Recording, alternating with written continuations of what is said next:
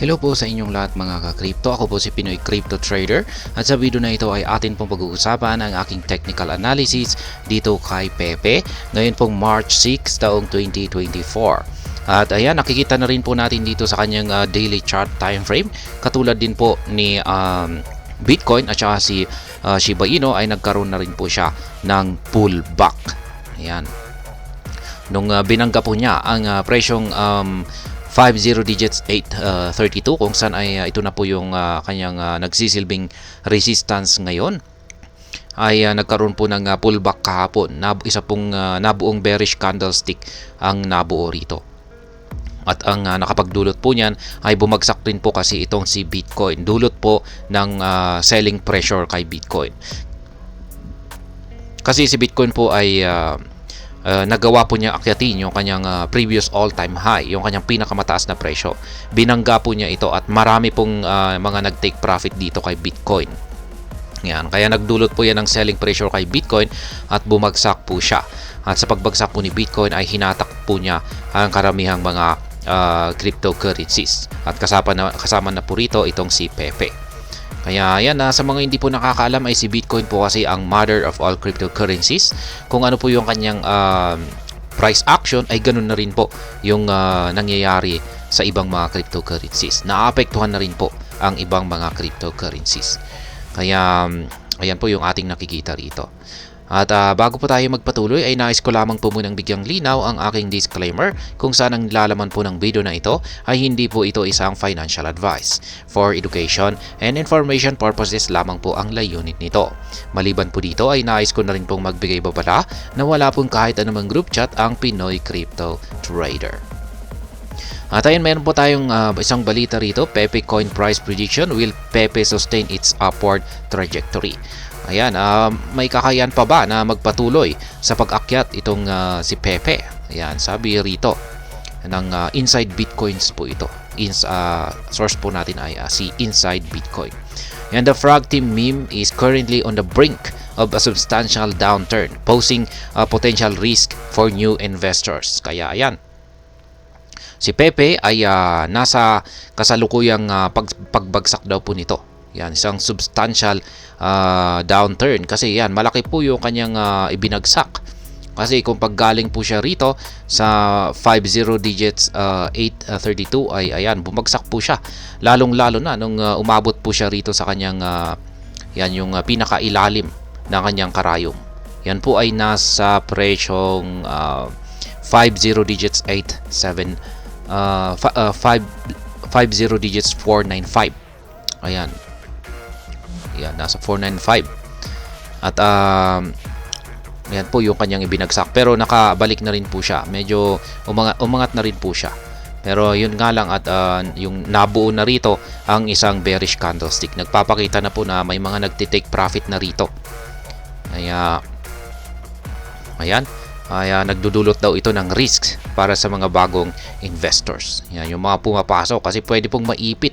Yung mga nandito, yan, yung mga bagong pasok dito, yung mga nagfo-FOMO. Yan, kasi nakikita na nila ay kumikita na or nagpapakita ng gain itong si Pepe. Yan, dito naman papasok yung mga nagfo-FOMO. Yan, papasok sila rito. At ngayon ay maiipit sila. Kaya yan po yung risk ng pag-FOMO. And there's notable investor interest in Pepe, evident from the Fear and Greed Index, which registers an extreme greed reading of 90. Moreover, Pepe is trading below its 200-day simple moving average, indicating a positive trend in its price trajectory. Kaya ayan, meron po kasi tayong indicator na tinatawag na Fear and Greed Index. Yan po ay may meter po yan. At yan po ay nasa mga 1 to 100 yung kanyang reading. Yung kung pag mababa po yung kanyang meter ay nasa fear po yan, maraming takot. Kung pag nasa mataas naman po na meter katulad po ng 90 ay nasa greed level po yan. Ibig sabihin ay marami na pong bumibili nitong Skype, marami nang bumibili ng Pepe tokens. Kaya yan, kung pag nasa fear index level naman po siya ay maraming takot na bumili kay Pepe. At sa kasalukuyan ay siya po ay nasa 90, level 90 na grid reading. Ibig sabihin ay marami pang bumibili kay Pepe. At maliban po dito ay yung kanyang presyo ay naglalaro po dito sa ilalim ng 200-day na simple moving average. At nagpapakita po ito ng positive trend na price trajectory.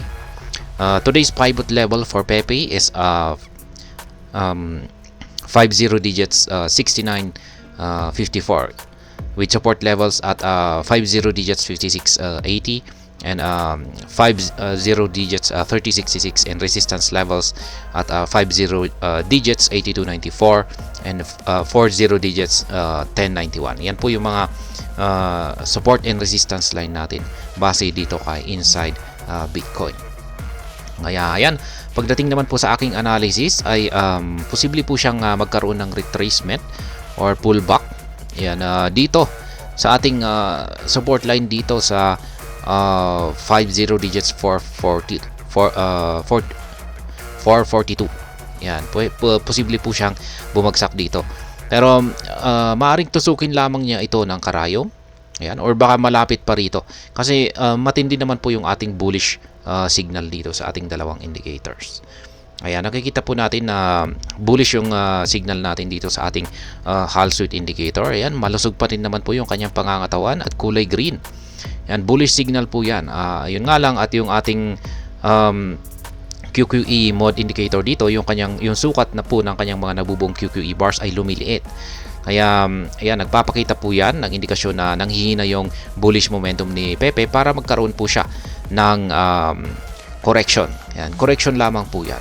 Pero kung pag talagang babagsak siya, ay syempre magkukulay red yan. Ganito po yung lalabas, kulay red. Tapos magbabago rin yung ating Hall Street indicator ng kulay red. Yan, talagang babagsak siya, magka-crash po talaga siya kung pag ganyan yung lumabas na signal natin dito. Pero ngayon ay ayan, bullish pa rin naman po yung nakikita nating signal rito. Kaya yung nararanasan po na pagbagsak ni Pepe ngayon ay masasabi kong isa lamang pong correction. Ayan, or pullback po lamang yan.